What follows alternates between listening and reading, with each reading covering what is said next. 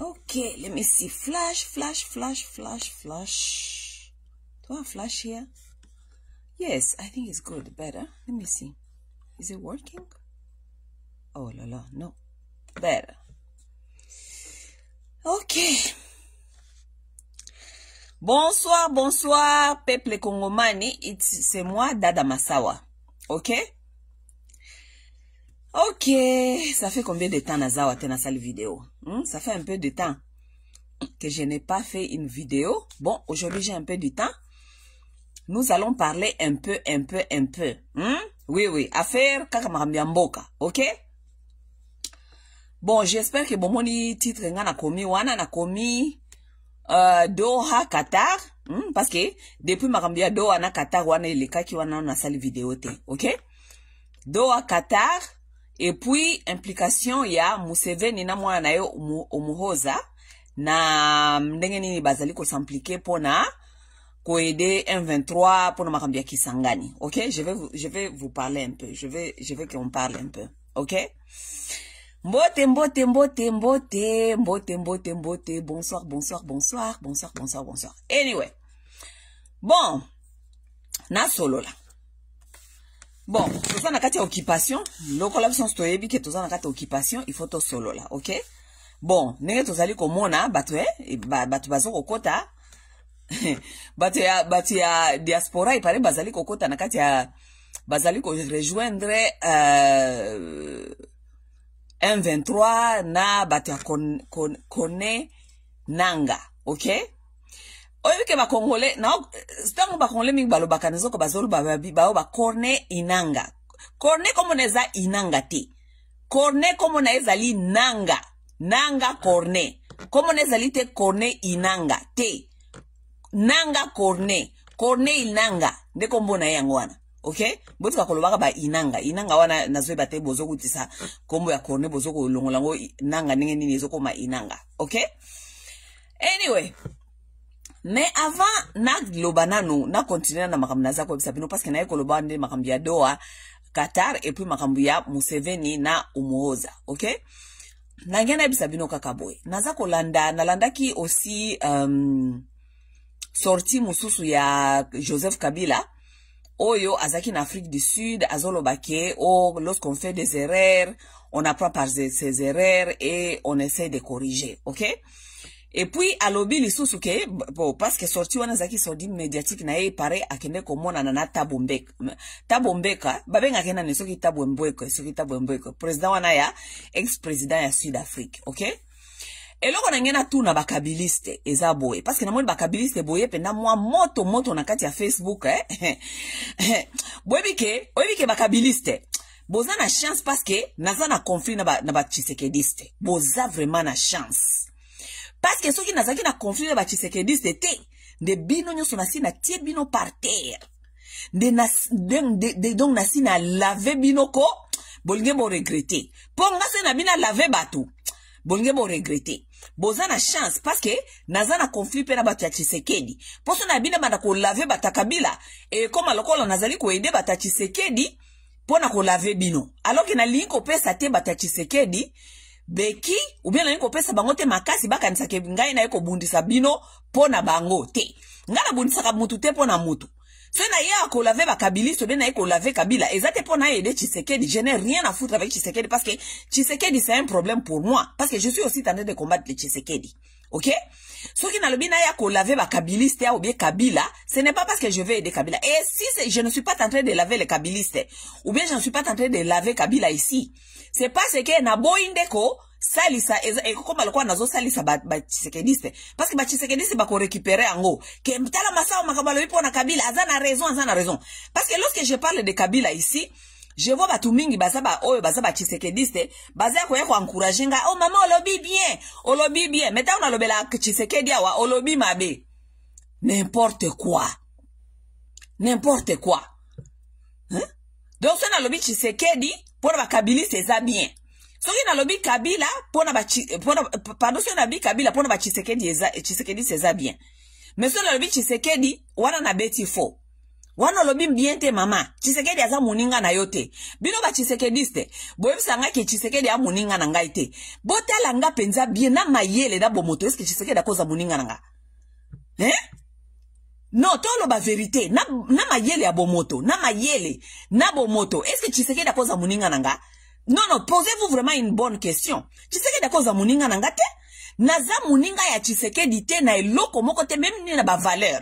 Parce que Tshisekedi aza incarné ba valeur ata moko, aza ko incarné valeur ata moko te, aza incompétent, aza na mayele te, Tshisekedi aza na eloko moko te oyo akoza muninga na nga nango. Donc bon rectifier kama mwana boyebisa nga wana. Les gens qui écrivent là-bas na ba YouTube kuna. Kosa Tshisekedi aza muninga na yo, Tshisekedi akoza muninga na nga masawa. Vous me regardez bien ou bien vous m'écoutez bien lorsque je parle. Est-ce que Tshisekedi akoza muninga nanga? Tshisekedi wana koza muninga nanga? Tshisekedi akoza muninga nanga ite? Nakata famille ya Tshisekedi soki batie bango nyoso ensemble bakisi bango na mitu na bango na nyoso batie yango ensemble plus papa na bango soit disant docteur ya lokuta akufa. Mutu moko te azana ba capacité ya mayele ya ko réfléchir neti nga nakata famille wana mobimba. Mutu moko te. Donc bazana capacité, bazana niveau nanga te. Vous êtes très correct lorsque vous dites que est-ce que Tshisekedi a muta niveau na yo. Vous êtes très correct, Tshisekedi a koza muta niveau nanga te. Vous êtes très correct. Tshisekedi akoza muta niveau nanga ite. Domini wata fuente.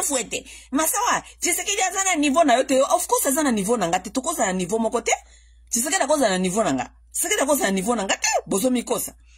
Tshisekedi azali wana azali cop. Tshisekedi akomi wana parce que azalaki mwana ya soi-disant opposant bakosi ba congolais. Mais pour les capacités, Tshisekedi akende ba pesa ye musala pour na ba capacité. Il n'a pas de capacité. Il n'a même pas eu les capacités de vendre les pizzas. Tshisekedi a la capacité, mais côté, même compétence à côté ka pizza. Tshisekedi a cause de la capacité de tianga masawa. Asa muninga nangate, vous avez totalement raison. Asa muninga nangate. Bon, awa, na eko lobi na bandolo ba, avana kota magba Tshisekedi awa, na lobi na ba makambo kabila. Ba kabiliste. Namoni bino ndre bozo ko renye, bosa lokwa bo renye, bozo ngela ba panel, boba na kolinga ko expliquer ba congolais, boba na ko faire avaler ba congolais, makambo ezanga mutu na makolo. Mais eloko moko na ngena rappeler bino ba kabiliste ezali boy. Vous oubliez vite les kabilistes. Bobo sani que tant Kabila ça qui 18 ans à pouvoir, avant Kabila l'on a pouvoir, lui-même dans sa bouche, lui-même dans sa bouche, Kabila avait dit que il n'a même pas trouvé 15 personnes pour travailler avec. Bobo sani. Bakabiliste. Oh bien bozo ko inonder siko bozo ko inonder social media. Bolimo inonder social media. Vous êtes des nuls. Les kabilistes, tu as perdu boza nul. Boza nul parce que votre chef, Yemoko Kabila, a ilobaka ke, a koka qui même pas qu'on trouvait 15 personnes pour travailler avec. Vous étiez tous là-bas avec lui. N'est-ce pas, vous étiez tous, c'est une insulte. Kabila vous a insulté avant de quitter le pouvoir. Il a montré votre incompétence devant Mondi Mobimba. Kabila inde alobaki ngongai masawate. C'est pas moi. Pour les bozonga, boba na koyako inonda ka ba réseaux sociaux, boba na koyebisa kapso makambwezanga mutu na makolo, boba na linga opesa so ba analyse, boba na koyebisa biso comment est-ce qu'on peut gérer un pays, comme ça, comment est-ce que mutu ako gérer pays. Mais vous avez fait 18 ans avec Kabila, vous n'avez pas géré ces pays-là comment? Et c'est Kabila lui-même qui est venu nous dire après qu'il n'a même pas trouvé 15 personnes. Nabino nyoso batu ya PPRD. Kabila n'a pas pu trouver 15 personnes pour travailler avec. Quelle insulte! Quelle insulte! Si quoi donc, Kabila m'a même pas trouvé 15 personnes à Katia PPRD. Si quoi bino bata PPRD, bolimbo zonga boya ko expliquer biso comment est-ce que batoko bako gérer mboka. Kabila ko même pas trouver 15 personnes à Katia PPD, yangwana ki a give ki up akei na ye ko tonga kinga kati na ye afanda na ye na kata pardi moko parce que vous êtes tellement des incompétents na Katia PPD. Kabila n'a pas même pas trouvé 15 personnes à travailler avec dans le PPD. Et aujourd'hui, c'est vous, les gens de PPRD, vous voulez venir inonder ces Facebook pour nous expliquer ce qu'on a mon géré Kamboka. Bino bata PPRD boza na chance parce que na conflit na bata Tshisekedi. So na conflit na bata Tshisekedi, desina sina limusi bino moko na limusi bino nyoso na kati ya Facebook sikoyo. Parce que PPRD a incompétence, PPRD zali débauche, PPRD zali place ya ba molasso, basi ya PPRD bazali baza ndumba, basi ya PPRD. Obe minaku na boshaba ba lali bino ba fia PPRD awa ba kosi ba opesa bino misala ba lali bino ya ofele bino ba fia PPRD. Fia PPRD akolo beloko moko te parce que fia PPRD za fia soni. Fia PPRD akolo beloko te toyebi bino. Fia PPRD akolo beloko te. Ba boshab bino boza ba bori ya boshab boza ba toilette publique ba boshab boza bele boza ba toilette publique ba boshab. Boza ba toilette publique ya Obe Minaku. Si tu bati bibino bati bolongo ka ba Bruxelles kuna, bokenda ka PPRD kuna. Boke kuna ba lali bino, ba lali bino. Na boshab na, eze musala boshab na Minaku. Ba lali bino, ba kabeli bino ba general. Bazoko trembale bino na kati ya PPRD olalia wa balalio si matango solina bazako passe bino lokola ba soso ya wiliki na ba mbetu ya ba boshab na ba minaku bino ba PPRD boki kolobelo komoko te soki za na ba fia salite bazana kati ya PPRD. OK? Bozela bino oza na chance bino ba taper perde bolingi bo inonde soit disant Facebook awa boza na chance parce que soki na libina bana koloba makamuna bino sikoyo eza lokwa naza ko aider IDPS. OK? Mais lokwa na problème na IDPS tika nanto gérer IDPS parce que IDPS n'est au pouvoir. Bino bosi bo baby saki déjà bokanga bambanga na bino esika bofandi parce que bosala ki 18 ans na Kabila avant l'on va pouvoir olobaki que il n'a même pas trouvé 15 personnes pour travailler avec. Ce n'est pas vous qui vont revenir ici sur Facebook pour pas mana ko pesa batu moral comment est-ce que ba gera kamboka. Shut the fuck up. Bokanga bambanga na bino bata PPRD. OK? Allez vous cacher, je ne sais pas vous allez vous cacher où. Ye Kabila auti awasoki na Sud Afrique. Akuta na tabombeke soki tabombeke ye wana kenda akotia tale bakata publicité na ba video na ba Facebook koloba ke biso tozali ko devoir Rwanda mabele. Ye Kabila tanga kenda kutana PPRD. Est-ce que corriger ki tabombeke ko yebisa yeke makamwana loba ke za bien te? Si keneka kokuta na ye. Ça veut dire yenda za ko pesa information na ke biso tozali ko devoir ba Rwanda mabele, n'est-ce pas? Bata PPRD. Oh là là, vous ne savez pas qui c'est qui vous attend. Bozoko yeba tele ko niezali ko zela bino bata PPRD. Bata PPRD, bokanga bambanga na bino à jamais. Kabila n'a pas pu trouver 15 personnes. Eza euti na munoko nanga masawa te euti na munoko na bino ya Kabila na bino ya incompétent wana qui a travaillé 18 ans qui n'a pas pu trouver même 15 personnes dans l'ensemble des PPRD. Ce n'est pas vous boki ko pesa sur le lot moral ndenge nini ba ko gérer mboka. Bokanga mbanga na bino à jamais. OK? Et puis so bozo continuer boy. Bozela ngata na ko yela bino bata PPRD a boko regretter. Parce na ko zwa na mama na bino Olive Lembe. Oui, nakozwa na mama na bino Olive Lembe, OK? Shindikana, mama na bino wana shindikana wana Olive Lembe. Mwana mukia azako landa ba kadogo na ba ville, OK? Nakozwa na mama na bino Olive Lembe. Nakozwa na bino basi ya PPRD, basi ya Minaku na Obe, basi ya Minaku ya Obe Minaku na basi ya Boshab. Boshab lali bino, Obe Minaku lali bino. Tambusi bino na maboka ba général ba lali bino bozui récompensité loko moko te. Vous n'avez rien sorti là-bas na kati ko lala basi ya bazoba ba lali bango na ba mikondi batika la tako bimiselo ko moko te malonga kuna. Soit disant bakene musala PPRD ba lali bango kuna baninga babando lala bango na tango na baipoka ba mobutu babando bimisa mapangu mais bino ba lali bino ata velo apamba bobimisité bazoba bizengi ba fille ya PPRD bizengi lokola mama na bango mama Olive mwasi asako landa ka ba nani ba kadogo na ville ba kadogo tango bakota ki ya musée si Olive asako landa ba kadogo na ville nenge nakutana ki na Joseph Kabila si on landa ba kadogo ba fille moko ba promiscuous bafimo ko bazanga mituna makolo simana ya ko zongela siko ba mibali na bino na ba PPRD wana ba mibali ya chana na ba mibali bazanga valeur ba mibali kaka ya ko yemba ka jalelo ko yembela ka PPRD jalelo ko yembela PPRD jalelo dans tous ces hommes là que Kabila avait lorsqu'il a fait ses 18 ans Kabila lui-même dans sa bouche a dit qu'il n'a pas même pas pu trouver 15 Congolais pour travailler avec. Et aujourd'hui, vous voulez nous donner des morales, comment est-ce qu'on peut gérer une nation. Fermez vos gueules à jamais. Ok? Vous les gens de PPRD, vous devez fermer vos gueules à jamais. Parce qu'il y a rien que des incompétents, des hommes incompétents dans le PPRD, des hommes dialolistes, des hommes flatteurs. Ba papi tamba ba tuako betaka ba mbunda ba soki tout ce que vous faites là-bas c'est du jalelo. Vous là des gens de PPRD, des hommes sans valeur qui sont dans le PPRD, des femmes sans valeur dans le PPRD, les femmes qui se fait baiser par tout le monde, par des Obé Minakou, surtout Obé Minakou et Bochab qui ont baisé toutes les filles de PPRD. Bafia ba hotel, bafia kolandaka ba mikondi na sia ba hotel, bazela kakuna ba matsaka bango ba lala bango lokola ba soso ya wilki. Na mama bango ye moko Olive Lembe, moi sia ba kadogo. Boka ba mbanga na bino a jamais na comment on a su taper PPRD parce que vous allez m'énerver. Hein. Je vais venir ici commencer à vous mettre sur qu'aux hommes ça bino na ba chemin na bino. OK?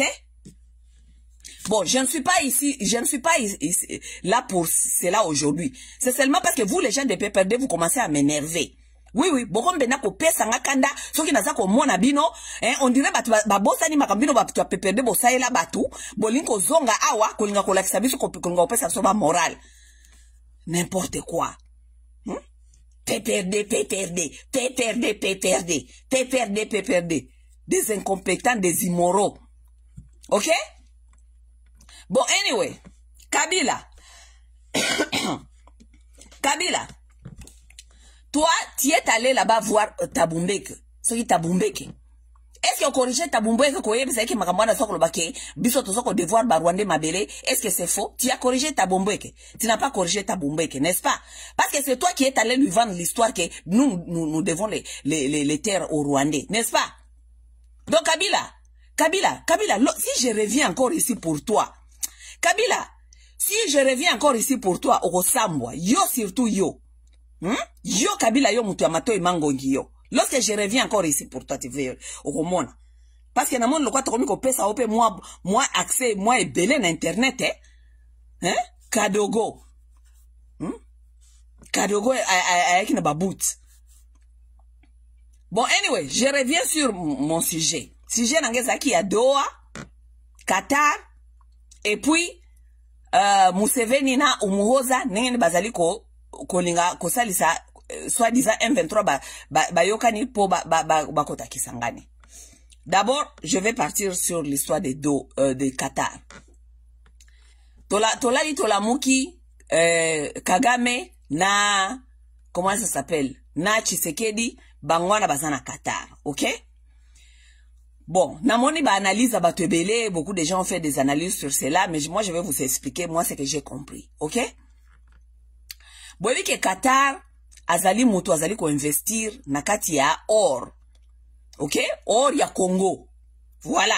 Or eutaka na Congo, mais or wana barafina kango na Rwanda et puis na Congo, na Bukavu, je crois c'est dans le sud Kivu que bazali na raffinerie ya or et puis au Rwanda. Vous avez vu que raffinerie à Rwanda, ezoko sala or, bauti ko pesa ngo ba sanction. OK? Ça veut dire que, quelque part, ça ne donne pas bien. N'est-ce pas? Qatar, mutu azaki déjà ko investir mbongo na ye, na kati ya Rwanda. Parce que, n'oubliez pas que Qatar, nde azali ko tonga, aéroport wana soki ya Kamembe. N'est-ce pas? C'est Qatar qui est en train de construire là-bas. OK? Donc, Qatar est investir mbongo na na kati ya Rwanda. Qatar azali, comment ça s'appelle? Excusez-moi. Eza coca te, eza mai. Parce que moi, je ne bois pas les coca. OK? Anyway. Qatar azali ko investir, grand investisseur na Rwanda. N'est-ce pas? Bon, pesi, sanction na raffinerie à Rwanda. OK? Ça veut dire quelque part, sanction en Rwanda, y a or, tout ça, éco affecté Qatar, n'est-ce pas? Bon. Ce qui est vrai est que, Félix Tshisekedi, mbambongo azali ko détourner, mbongo azali ko yiba na Congo, azali ko investir en okuna pe na Qatar. Oui, Félix est en train de détourner beaucoup d'argent, et il est en train d'investir ou bien ko kenobo mbongo na Qatar. Donc, quelque part, Qatar, azako tia mbongo na kati ya, azako financer Rwanda, mais quelque part, de l'autre côté, Félix, lui, investit son argent à Qatar, ok? Alors, Qatar a comme il a patron na bango. Na sens nini? Qatar amoni ba investissement na ye et commis en Rwanda na Congo, ça veut dire Kagame na Félix bazali kotia ba investissement na ye en danger. Ce qu'il a fait, il a appelé les deux personnes. Pour na kolinga koyeba qu'est-ce qui se passe parce que ye aza investisseur. A expliqué Rwanda boy que yo il faut oye ba nene ko gérer makambuana ya M23 parce que ba investissement nga ezali kuna na boy ko perdre ba investissement nga awa pe ba sanction bandiko ya ezoko mona na biente because mutu a investir mbongo na ye il faut récupérer mbongo na ye akotia ba investissement na ye te kaka boye na kati ya ba blague comme ça mbongo na ye bunga non Tshisekedi en même temps soki Qatar a ebisi Tshisekedi boy soki ngai na bungisi mbongo na nga na kati ya Rwanda pona yona kakame bozali koyeba bozoko yoka na te moi je dois récupérer mon argent donc ba million na yo Tshisekedi ozali koya ko bomba wana Qatar ngai na ko saisir yango donc bokende koyoka ndedi lezali yango wana business ça n'a rien à voir avec vous les Congolais. Yango na soko sabino na biba Congolais, bino batu bozali ko bundela batu oyo, boyeba ke nakata ba deal na bango bazali ko sala, ezali ba deal na bango ba business. Ça n'a rien à voir avec vous. Voilà batu M23, Qatar a invité même ba Bertrand Bisimwa. Les gens comme le Bertrand Bisimwa, parce que si vous vous souvenez dans mes vidéos précédentes, je vous avais dit que Bertrand Bisimwa, bango de basala ka ba trafic ya or. Ba trafic ya or ezali ko kende bazali ko exploiter ba or ba musu ekenda kana Rwanda ba or mususu elekaka nzela ya Uganda a partir ya Uganda ba kiko teka ngona Kenya batu bazali na fil wana côté ya Uganda na comment ça s'appelle et Kenya ezali groupe ba Bertrand Bisimwa na ba Makenga c'est eux qui sont en train de faire le trafic de l'or là-bas na nzela ya Uganda et ba or wana ekende pe comment ça s'appelle et que ne Kenya. Ça veut dire, ce que Qatar a commis a obligé à kobenga ti ba Bertrand Bisimwa. Parce que bango nyoso wana bazali na kati ya mafia wana ya or. Oui. Mafia ya or nde tindi Qatar a invité na Tshisekedi, a invité na Rwanda, a invité na ba rebelle. Parce que ça, investissement à Qatar a mis son argent dedans. Ok? Donc, bozo kanisa ki, ke sola kuna na Qatar, po, benga bango, yebisa bango. Ça n'a rien à voir avec vous, les petits peuples. One is a business. Ça, donc, makambuya Congo, is a mafia na mafia. Mafia ba dealer. Tous ces gens-là, ce sont des dealers, ba dealers. Et puis, ba dealer, wanya subazana chef na bango. Tant moni Qatar aza ko benga bango wana ezali parce que bango nyoso wana bazali ko salela nde Qatar baza ba dealer ya Qatar asko aza ko benga bango aza ko bango tika boy talo aza ko affecter or nangai moi j'ai investi mon argent là-bas dans na Rwanda tout ça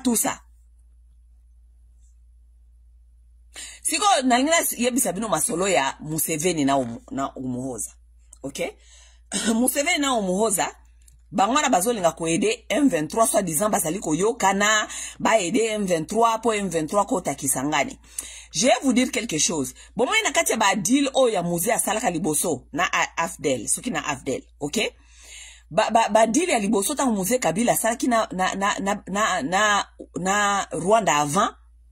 Ba deal ezalaki ke soki ba ye ko ya na musée bako komisa musée na Kinshasa musée azwa bokondi mais musée akopesa bango contrôle ya este na contrôle ya este wana ndenge bayokanaka lokola bien sûr bobi ke ezaki Rwanda na Uganda Rwanda il fallait qu'il contrôler este à partir ya Beni ti na se donc ça veut dire Rwanda azwa contrôle ya este à partir ya Beni kokita Bagoma kokita Nord Kivu Sud Kivu et Katanga wana nde deal na bango. Et Uganda, il fallait qu'elle soit contrôle ya este à partir ya Beni Komata. Donc Beni, Ituri, Kisangani kuna nyonso likolo. Ok? Donc wana ndezaki parti ya Uganda. Donc ndenge zali wana tango bomona kake soki kaka ba Rwanda bakomi kopusa na kote ya ba territoire oyo bayoka naka partir ya AFDL na ba musée wana période ba musée wana soki omoni kaka Rwanda bandika kopusa na kaka kote ba Kisangani bokomona nani Uganda akoti ou bien Uganda bandi ko luka ko négocier ou bien ko solola ou bien quelque chose. Pourquoi parce que à partir ya Beni ti likolo ba Ituri ba Kisangani kuna nyonso zali parti ya Uganda ya ko exploiter. Ça veut dire que yango monaka période ya musée ba Ugandais na ba Rwandais ba bundaka na babundaka basalaka guerre ya babenga onene za guerre de 6 jours bien guerre de 5 jours basoki ya 6 jours wana basalaka guerre wana na Kisangani.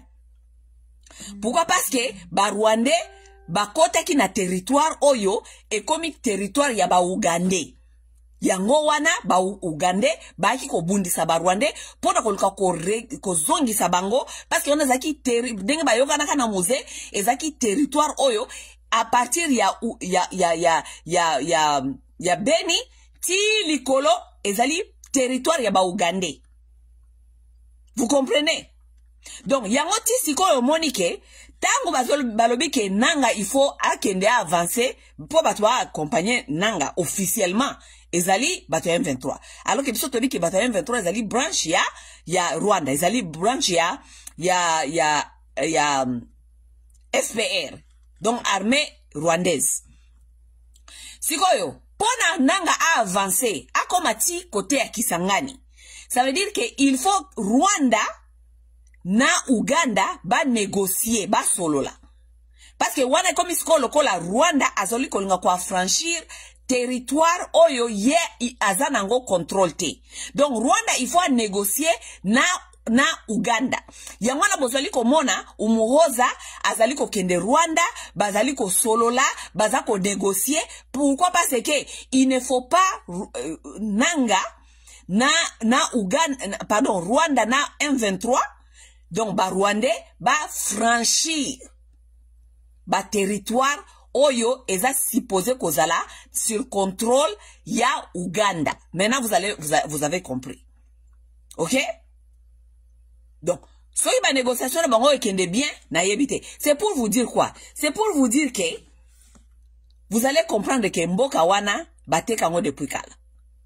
Batu wana nyonso wana vous allez komona bananga, ba Bertrand Bisimwa, ba Kabila, ba Tshisekedi. Ce sont les gens qui comprennent tout cette histoire-là. Bayebi makambo wana nyonso batu bazaka na kati ya loyenge baza ko accompagner bango na kata ba jalelo ezaka ba congolais bango baza na kati ya mafia na bango ba na kata ba deal na bango ba na kati ya business. Donc lorsque je vous parle là il y a des négociations qui sont en train de se faire entre Uganda na Rwanda pona soki Rwanda et Yananga ba décider ko franchir ko continuer ti kozwa Kisangani. Il faut Uganda zala d'accord. Parce que soi-disant ba territoire wana eza ba territoire ya Uganda o Uganda controla o musée apesa bango na à partir AFDL apesa bango ki ba territoire wana bango ne ba o contrôler ango. À partir ya Beni ti na sud kokita sud Goma Bukavu Katanga wana ekomi territoire ya ba Rwandais yango mona te ba Rwandais mututa a déranger ka bango soki baza ko sala makambo na bango kuna parce que musée apesa bango ndenge wana. Oui. Siko batu ba oze la soi-disant bananga ba kende soki côté ya Katanga, OK? Côté ya Katanga wana ezako kale. Ezako kale pourquoi? Parce que à partir ya ba Fizi, à partir ya ba Uvira kuna ezako kale. Parce que kuna nani ba rebelle ya Wazalendo en tout cas eza moins difficile. Ba rebelle ya Wazalendo penza kuna kote kuna eza bo pikili. Kuna eza bo pikili ezali likambia ko bo pesi mbwa boy. Et en plus de cela, côté ya ba Uvira, côté ya ba Fizi kuna je ne pense pas que ekozala facile. Pourquoi? Parce que armée burundaise ezali pe wana ekoko linga te pe ba Rwandais basaka na kote wana. Parce que soki ba Rwandais bazosaka na kote wana mingi elinko lakisa ke Burundi pe azali exposé. Ça veut dire que Burundi pe azali kotia mwa ba effort mwa ebele kote kuna armée rwandaise et franchir te. Donc ozala moins difficile koleka ba parti wana. Au moins que na ebite ba koleksa rébellion, ba koleksa ba rebelle ya M23 côté ni na ebite. Mais je vais vous dire ce qui est en train de se préparer. Ce qui est en train de se faire préparer, c'est quoi? Parce que Bobo Sanate ke Joseph Kabila azali patron ya Nanga. Joseph Kabila nde patron ya AFC. Nanga batie wana kaka parce que soki bo comprendre que Joseph nde patron ya AFC eko reverser za PPRD. Donc fallait batia Nanga wana e bima ko ndireo Nanga ezelo ko mususu AFC ezelo ko mususu bako sa ba congolais si mabomoni ba ta PPRD ba bimia wa babandi ko sala ba makelele belé tout ça. Donc vous connaissez l'histoire. Donc lokola Kabila nde azali chef ya Nanga. Sikoyo ce qui est en train de se préparer c'est quoi? Kabila na John Numbi bazali ko préparer ndenge ni bakobanda rébellion à partir sikoyo ya Katanga. Parce que côté ya Fizi kuna bazoko ko connecter te ko pénétrer côté ba Fizi côté ba Uvira pour pas kine ko bima côté ba Kalemi bakota Katanga.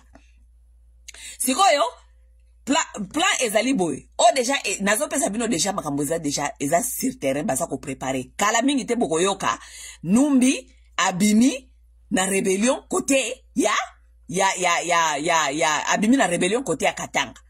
Donc eza koma branch wana ya bakabila na bananga koma deux têtes efungwami nanga aza côté kuna ya likolo aza kokulinga kokota côté ya bakisangani tango ba okota côté ya Kisangani nanga se préparer bozela bota kaba filmo soki kaka bakoki kokota côté ya Kisangani ba franchir ba koti Kisangani nanga ko se proclamer président à partir ya nani à partir ya Kisangani. En même temps ba kofungola tête mususu ya rébellion e banda à partir ya Katanga. À partir de Katanga baza ko fungola rébellion e ko banda John Numbi parce que nenge zali wana Kabila za ko recruter bazali ko former déjà baza ko former batu mususu à partir na sebino ki Kabila za ko ta ba Sud Afrique à partir de ba Sud Afrique Zambie ba Zimbabwe tout ça ba Katanga mingi ba lekela ka ba côté wana pona okende na côté ya ba Sud Afrique. Zoé Kabila po Zoé pa kima deja mboka. Zoé pa akoma réfugié. Zoé na Kabila bazali ko former, ba Katange na batu mususu ba banda rébellion à partir ya kuna côté AC ba ya komata nango nanani na bakota Katanga. Kala mingi te boko yoka nazo ebisa bino bofungola matoi. Kala mingi te boko yoka rébellion asike botami kote kuna ya Katanga. John Numbi abimisi kote ya Katanga kuna rébellion. Rébellion wana siko makuna na John Numbi na ba Kabila a partir ya kote kuna ya Katanga. Nde boko yoka siko yo John Numbi azui Katanga. Oui John Numbi azui Katanga. Boko yoka John Numbi azui ba de Kasai. Oui bakozwa de Kasai. Nazo ebisa bino c'est ce qui est en train de se planifier. Bakozwa Katanga bazui de Kasai parce que na Kasai kuna eloko ezate résistance ezate donc kuna bakozwa Kasai pona ko tia penza ba Kasayen donc mbeli na motema kolakisa bango ke sikoyo toye penza pe résistance pe kozalate to kolakisa bino ke toye. Oui bakozwa Katanga c'est ça qui est en train de se planifier. Ils vont prendre Katanga avec deuxième tête ya rébellion na bango bakozwa Katanga bazui les deux Kasai bazui na Bandundu. Oui bakozwa Katanga bakozwa de Kasai bazui na Bandundu. C'est ce qui est en train de se planifier avec Kabila et John Numbi na bananga. Comme ça na Kabila yena Numbi bakokanga côté siko ya sud. Côté ya sud-est bakangi wana nyonso, OK? Bakangi pe côté ya bakasai bakangi Bandundu nanga na M23 donc batananga babenga onene soki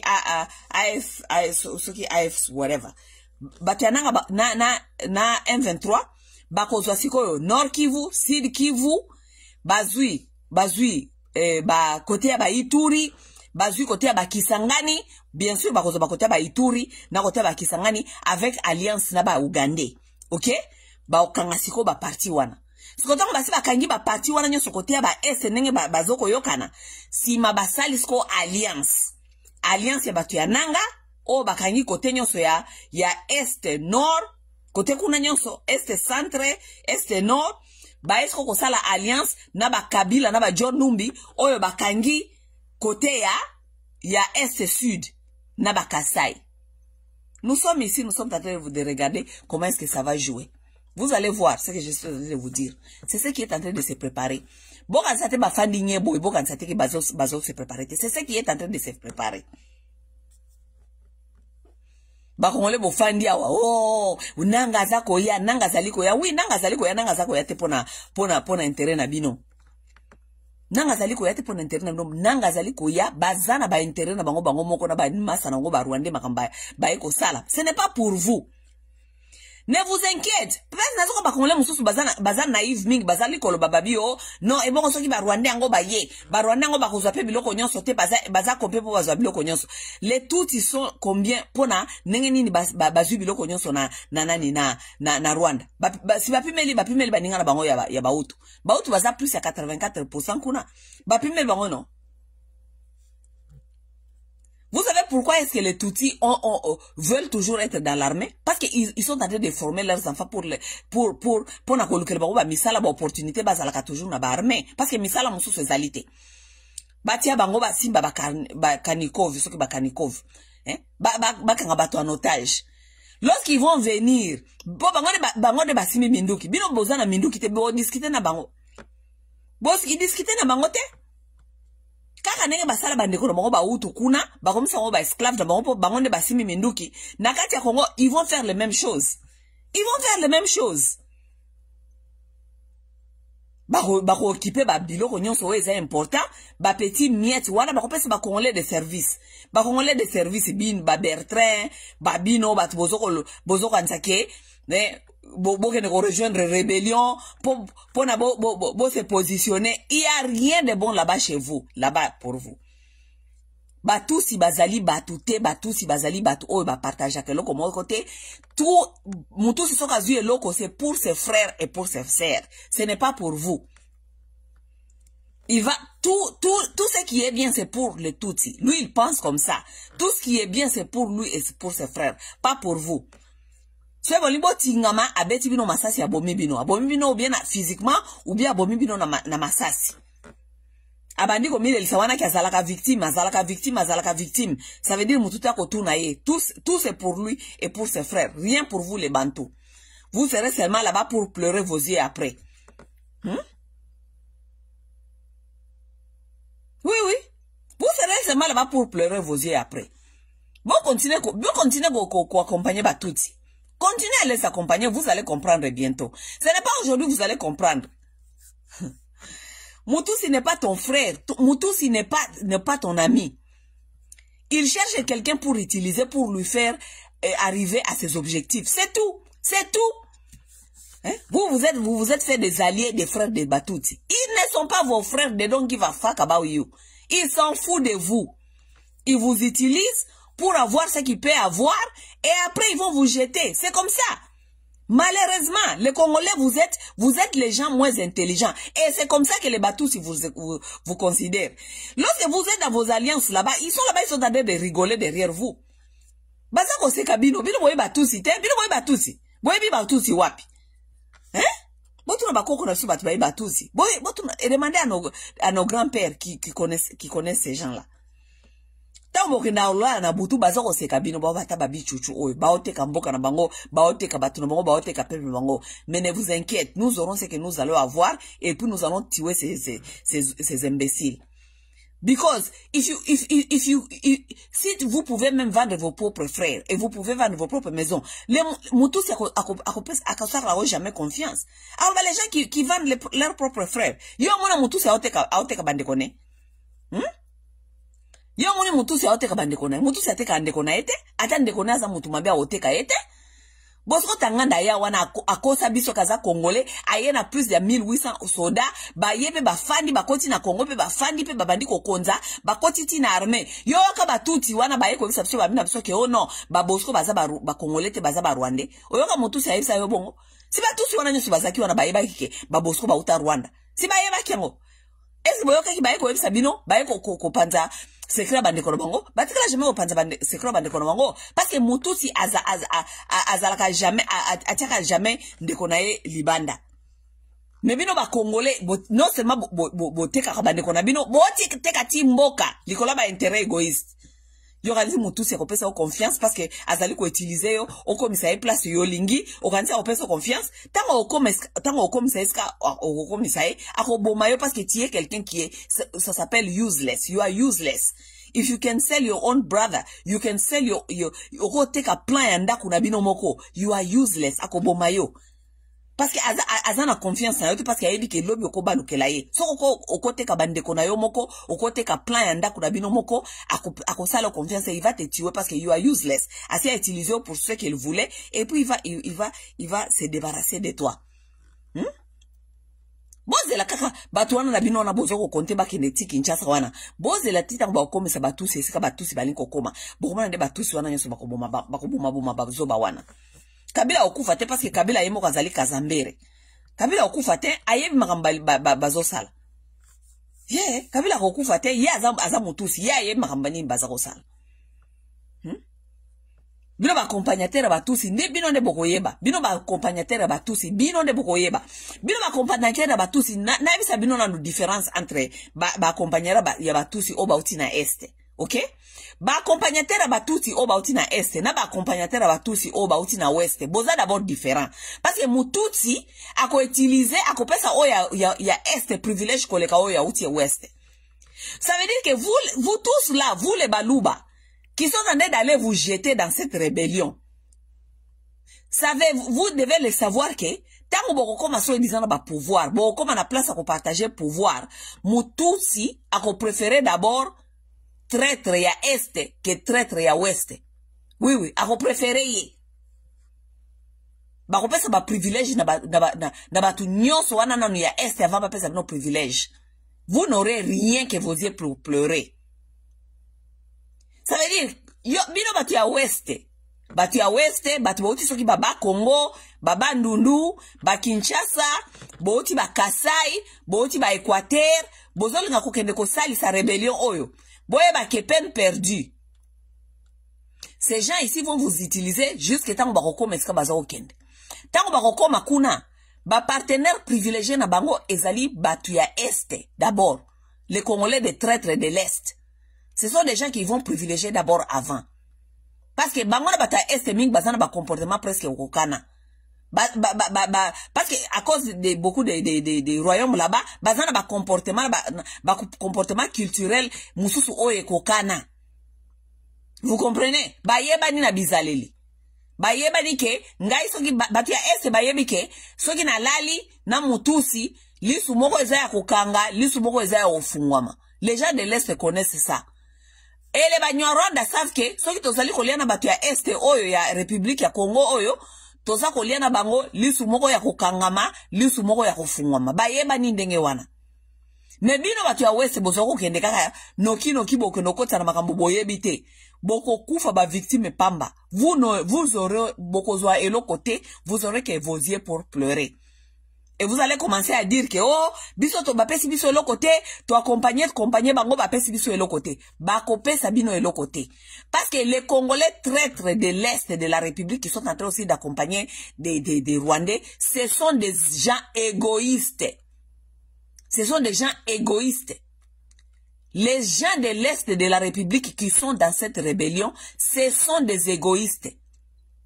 D'abord, les gens là de l'Est de la République, ce sont des égoïstes et ils aiment pas non plus les gens de l'Ouest. Balinga bakinoa te d'abord.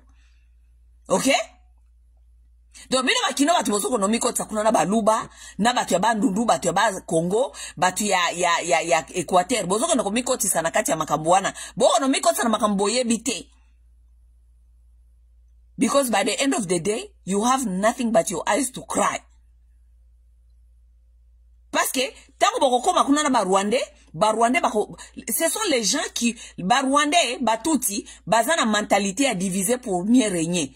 Bako koti sanakati na bino conflit, bino batu ya Congolais d'abord, bino moko entre bino moko, bobanda d'abord ko bunda, parce que bako koti sa conflit entre bino batu à ouest na batu à est.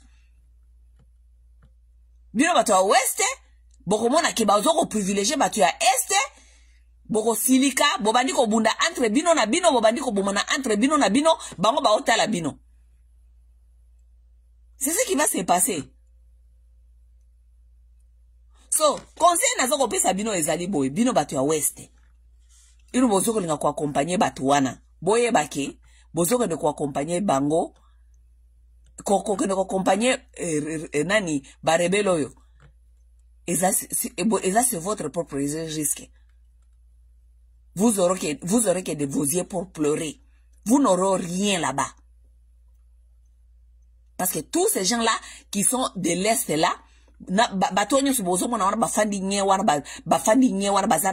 bazana parlement ba kamere babaati. Tous ces gens-là, les kamere, les baati, les samalukonde, bafandi nye wana pas Félix Tshisekedi. Ne vous inquiétez, tous ces gens-là, baza déjà na ba connexion na bango na kata rébellion wana. Baza kozela kaka soki rébellion wana e gagné, ba changer ba kazaka ba kekuna. Yeba ke soki kamera kekuna. Akena batuna ye batu ebele batuna wana ba saila ka jalelo ya INC. Okende kuna na batu ya INC na parce qu'il faut apaiser comme parti politique. Okenda batuna ya INC kuna.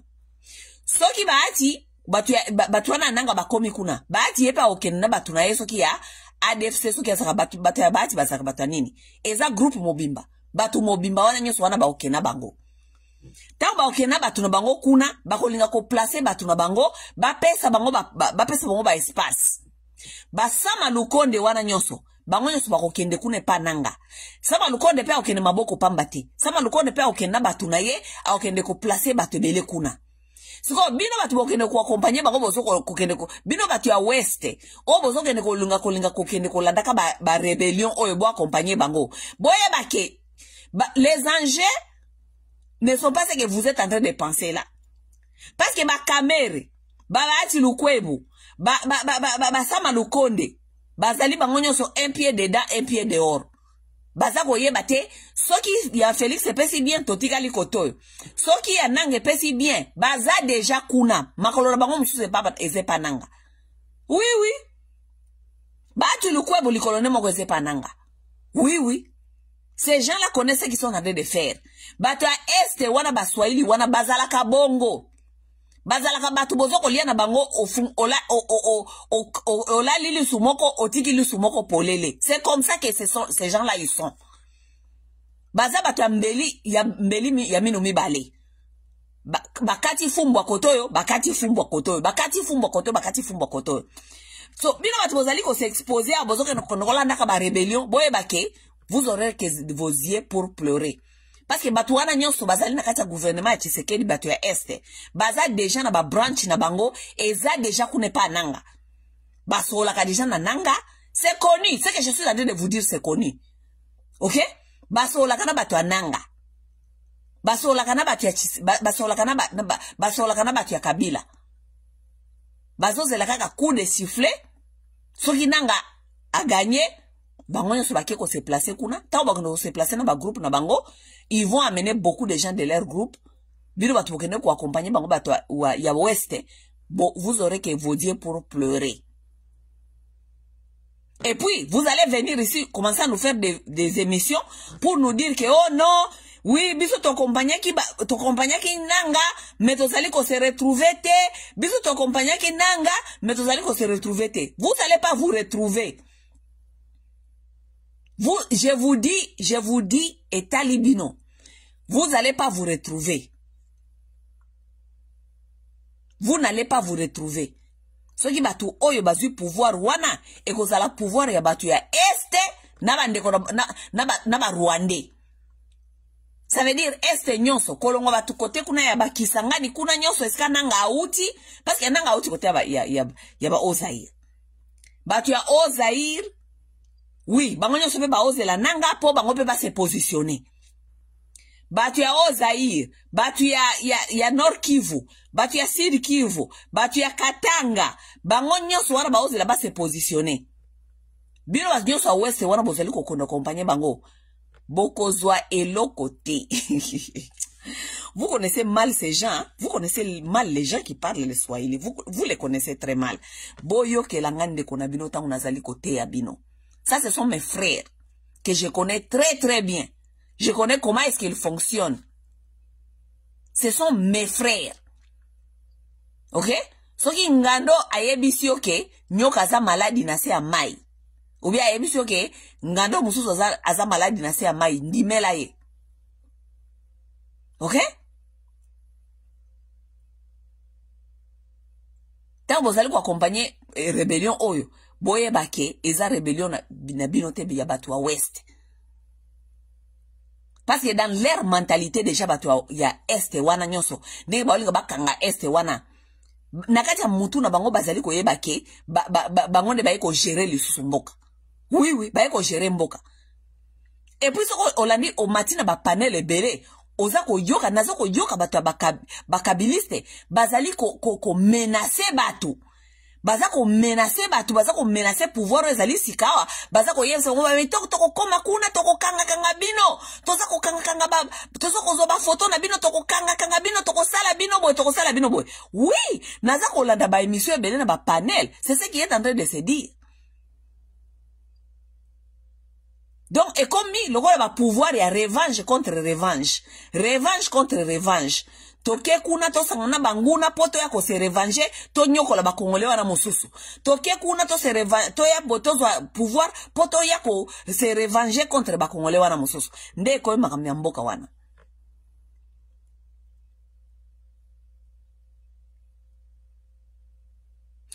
Et en plus de ça, ngana lo babouye. De toute façon, na yebite ngene rébellion zali ko kende to kende kaka.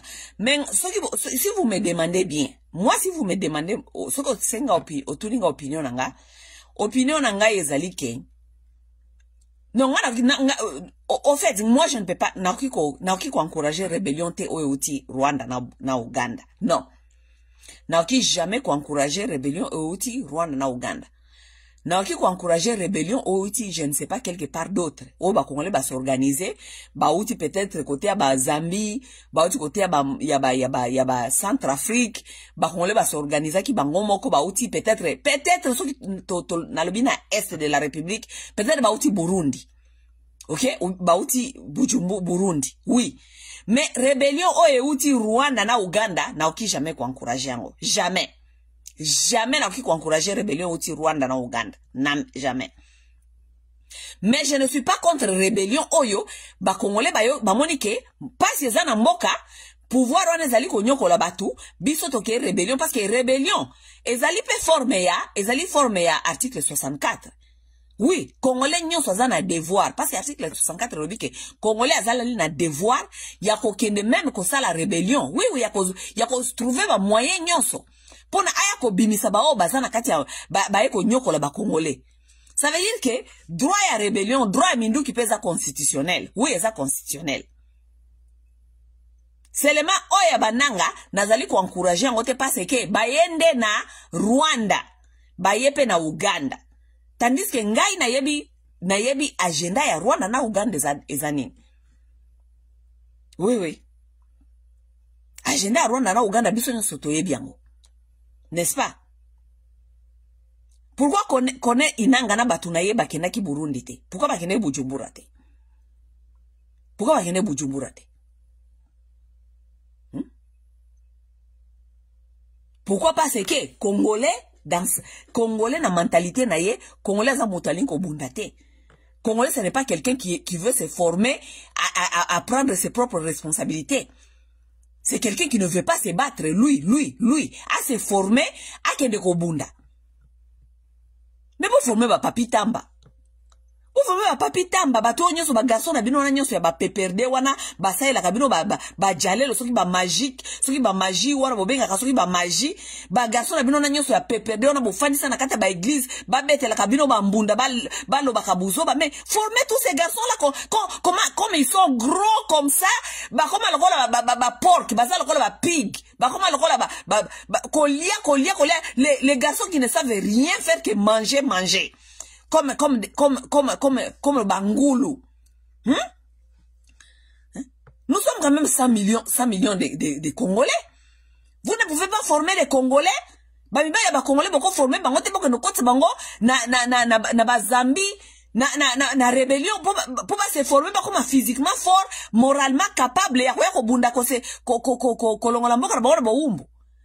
Mais comme vous êtes tellement des incompétents, vous avez des gens qui ne veulent pas aller se battre, se former, qu'on se former mentalement, qu'on se former physiquement pour pas y bunda. Vous préférez bon fan kaka boba na kolobaka buzoba mikono so babuzoba PPRD awa AFC ananga PPRD machin. Mais bon que ne kopesa ba tuti bate nzoto mike wala bon que ne kopesa bango minduki po ba ya bunda. Hein? Boka no pesa ba agresseur, fait vert baya kokota baya ko bundisa biso. Simo ba betela so ba agenda ya ba PPRD, boba na ko betela so ba agenda, boba na ko betela so ba agenda, je ne sais pas ya AFC. Joseph Kabila a fait 18 ans na pouvoir. Bino no ba garçon ya PPRD wana ba biya masoko minene lokola ba Yamado. Ba garçon PPRD ne bo fandi saka okolisa masoko ti. Bino so ba garçon ya PPRD wana bo ya minene wana ba bongo esala ka bien te wana. Pourquoi Kabila tiaka bino na armée te? Bo se former bo kende armée. Bo ma physiquement capable, bo ba généraux, bo ba général. Mututa ko sakana kalisusu na mboka wana. Pourquoi vous n'avez pas fait ça? Pourquoi vous n'avez pas fait ça? Pour bino bolingi mboka tellement soi-disant bino bata PPRD na siko bokomi bata AFC. Bolingi tellement mboka makasi. Pourquoi bokenda ko se former te? Boko ma physiquement capable. Yako kugomboa ile inchi. 100 millions de Congolais. 100 millions de Congolais. Vous n'avez pas été capable d'aller former tous ces garçons-là. Oh, beaucoup de ça, là, papa, Mikolo, PPRD, à côté de ça, na kata ba ligue des jeunes. Vous n'avez pas pu être capable de former tous ces gens-là.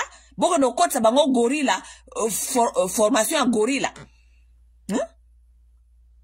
Au cas où, ceux qui m'ont besoin de bango boya ko zomboka. Te, boko kakite.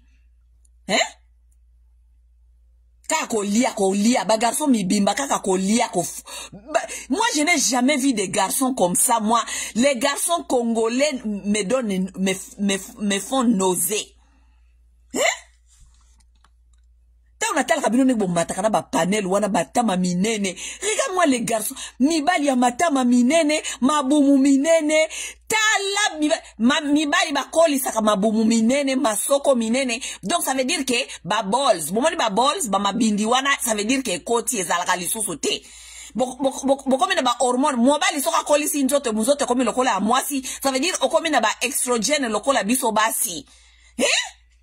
Tellement na bino nyo ba fandi na kati ya ba parti politique. Regardez la différence entre les hommes qui sont dans les partis politiques et les hommes qui sont indépendants, qui sont des révolutionnaires. Oh, bazana esprit à Lumumba. Tellement bazana esprit à Lumumba. Yomani Lumumba zaka munene. Yomani Lumumba zaka ko liali ya n'importe quoi. Yomani Lumumba zaka abando ko lisa masoko na libomu. Yomani Lumumba zaka ko lisa masoko. Ça, ce sont les esprits des révolutionnaires. Regardez ici sur le net. Regardez les garçons qui sont des révolutionnaires. Ba garçons au bazar na esprit ya ko sauver Congo, pas des partis politiques, pas des chefs de groupes, ceux qui ba partis politiques na ba rébellion. Regardez-moi les gens qui réfléchissent sauvons la nation. Botal bango so imana ba Taïwan te ya ba Papi Tamba, ceux qui na ba Henri Magie, ceux qui ba Henri Magie ya ba PPRD. Tala mibali ba supporta ka ba Tshisekedi. tala ba masoko minene lokola ba buro na bango. Lorsque tala ba mibale ba supportaka ba bemba, tala masoko minene. Tala ba modèle na bango. Lorsque les hommes commencent à voir un certain Tshisekedi comme un modèle, il y a un problème qui ne va pas dans sa tête. Hein? So comment ni mutu akomi komona mutu lokola bemba komi modèle na ye, ça veut dire c'est un homme, ça ne va pas dans sa tête. So comment ni mutu akomi komona mutu lokola Bertrand Bisimwa akomi modèle na ye, ça veut dire qu'il y a ça ne va pas dans la tête. Ça veut dire que nakati ya mutu na yo ozana esprit ya moyibi, oyiba, olia, okoma munene lokola ye. Tango komi munene lokola ye, okolisi masoko, okolisi libumu, mabindi ekoti, parce que oui, ça c'est physiquement correct, c'est que je suis en train de vous dire. Tala libumu munene, tala masoko minene, mabindi nyoso e mati ekoti. Okomi mobile without balls. Okomi ka bilobela lobela lokola mwasi, parce que okolisi ba hormone féminin belé. Mobile abimi mabele, mobile abimi libumu, mobile abimi masoko. Bofandi wakaka bela PPRD, vous voyez lorsqu'on était dans le PPRD, vous voyez dans l'IDPS, vous voyez avec Bemba, vous voyez mobile ya komi bilobela koleka mwasi. Ba hormone féminin leki. Ba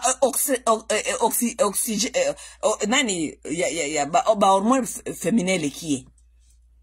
Akomi bilobela. Les hommes ne parlent pas beaucoup. Si vous voulez mibali ba komi kolo bebele na kati ya société boye, il y a ça ne va pas. Les hommes ne parlent pas beaucoup.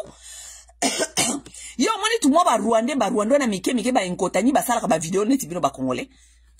Si na tali pena na konti na kata internet bono mona ba mibali ya congolais ba lobaka tala matama mibeni nene. Mobali azako loba boye tala matama lokola mutali ba tomate. Otali na libandeli na suka yokele mawa. Ça, ce n'est plus un homme. Mon père, cause na matama nengi yo saliwana, matama ebele nengi yo saliwana. Matama comme tellement minene, bambebo ekoti. Est-ce qu'un homme peut être comme ça? Ça, ce sont les hommes là qui veulent venir nous parler ici tous les jours. Comme ça, ça moral. L'homme ne parle pas. L'homme va au sport. Ok? L'homme se discipline comment il va manger. L'homme fait du sport. Parce qu'il faut se préparer à tout le temps. Sport mental, sport physique. À se préparer à tout le temps, ce qui est danger, quand il faut qu'il ne protéger. Wanande musale à mobile. Ce qui est danger, il faut qu'il ne protect. Wanande ezali instinct à mobile ya liboso ya wana. Protecta. Ça veut dire, ce que ezali protecta instinct ya liboso ezali que tu dois être prêt à tout moment. Tout moment, ça veut dire physiquement, mentalement, émotionnellement, psychologiquement, tu dois être préparé. Vous, dans vos orchestres là, il y a PPRD, tu as jalelo, ya Tshisekedi, préparer kabinote physiquement, mentalement, émotionnellement, psychologiquement, boy baningini ya kwenye protéger mboka, fanti no na ba orchestre wana, bobe takabambunda, si mabapesi bino mabende ya mike boke kolia bangulu. Bambongo bapesa kabino kuna nakati, vous êtes même pas capable yako somba misuni ya malonga ata beef. You can't even buy fucking beef. You have to buy makoso, pork. Boba ndako lia ba mibali, boba ndako lia lokola bangulu, boba ndako lia ba pork, bo vimi sa mamasoko na ba matama na mabumuana, bo tsela biso ba makelele, ere yako bunda bokoka ko bunda te, tumo ba inkotani wana nzoto mike, oyo basala ka video te, bazala mabumu ya minene te, boke ndako luaka bango nde baya kosimela kabino maminduki. Kalaka mibali bazanga tina, mibali ya chanana. Et vous allez venir ici commencer à nous ben c'est la comme ça ba mato et collecter la comme ça batana ba vidéo na ba analyse zanga mituna makolo. Yo moni ba inkotani ba osala ba analyse, ba inkotani ba zakuna ba simi minduki libosote. Qu'est-ce qui vous a manqué bino ba tu ba PPRD na ba tu ya ba Tshisekedi na ba ta bemba bino ba ko osala gorilla. Eloko ni e mankaki bino. Parce que Kabila zana mbongo non? Kabila zana mbongo eloko ni e mankaki bino ke no kota bino na ba gorilla bino ba tu ya PPRD bo tondi sa ba mabumu na ba masoko. Elo ni etina ezanga Kabila ko no kota bino na kata PPRD. Parce que vous êtes des hommes incapables, vous n'êtes pas capables de vous battre. Vous êtes capables de bunda te? A conformer bino nenge nini? A ba former bino te parce que boza ba incapable, boza ba incompétent. mutu lokola nanga ko bunda te nanga ke kuna ko soba enkotanyi ba ko bundela ye nanga za capable ko kima te tala bango ngana so bakangi ba photo ye na ba Bertrand na ba soki ba Magloire Paluku na ba tuwana yo tala bango nyoso baza out of shape minene lokola ba hippopotame Nambali bazanga mituna makolo mibali ya chanana. Nga masawa mwasi nazana ba capacité physique koleka bino. Parce que nga nenga nazali na sala ka sport. Na kima kanako kima 2 heures du temps sans stop. Oui, nako kima 2 heures du temps sans stop. Na sala ka kickboxing. Oui, na sala ka kickboxing nengo moninga. Nazana discipline na bonyama. Nako kende 3 jours, 4 jours sans manger pe nazaliao. Oui. Et c'est ça, les gens comme ça qui vont venir ici sur l'internet. Balinga bandako loba wa, ngana bandako yoka ye. Ngana yoka mutulokola nanga ako apprendre nge loko nini. Awa apprendre nga discipline. Nanga ako apprendre nge loko nini. Nanga apprendre nge loko te. Bertrand Bisimwa ako apprendre nga masayo loko nini. Tshisekedi ako apprendre nga masayo loko nini. Batu na bino wana ba pepedor ba fandi ba sako lobaka ba buzo ba mikolo nyoso bako apprendre nge loko nini. Batu bazali out of shape. So on mona mutu aza na incapacité talana no physique na ye d'abord nga na sala psychologie ya bana. Ça veut dire que je connais psychologiquement là où se trouve la tête des gens. So ki na tali yo kaka boyene bike yo so ina koti na guerre na yo na ko frapper pe na beti yo chintoko. Avant mena beta on physiquement parce que na sala kickboxing. Avant na beta o physiquement na ko beta yo psychologiquement pe na détruire yo d'abord parce que Nathalie kaka nenge hygiène na o ya vie ezali na ebike ozana eloko moko te ya malonga wana discipline te ozana eloko moko te ya malonga OK. Donc avant de sauver na mboka wana boye bake il faut pas que nous luka ba mercenaires ba inkotanyi po ba ke no ya gozo kabino ba minduki bino moko ba congolais bozali 100 millions boza 100 millions boza ba désorganisé boza na désordre boza na problème à désordre na kata mitu na bino. Si vous voulez sauver cette nation boye bananu ko s'organiser boye ba ko se discipliner boye ba ko s'entraîner na no bino moko nini boko sauver mboka wana bobe televiso ba masolote toke de kaka rébellion toke de kaka ko zo bango bana minduki bino eloko incapacité ni boza na ngoya ko ne se former bino moko za minduki ba indiscipliné. C'est ça la vérité des choses.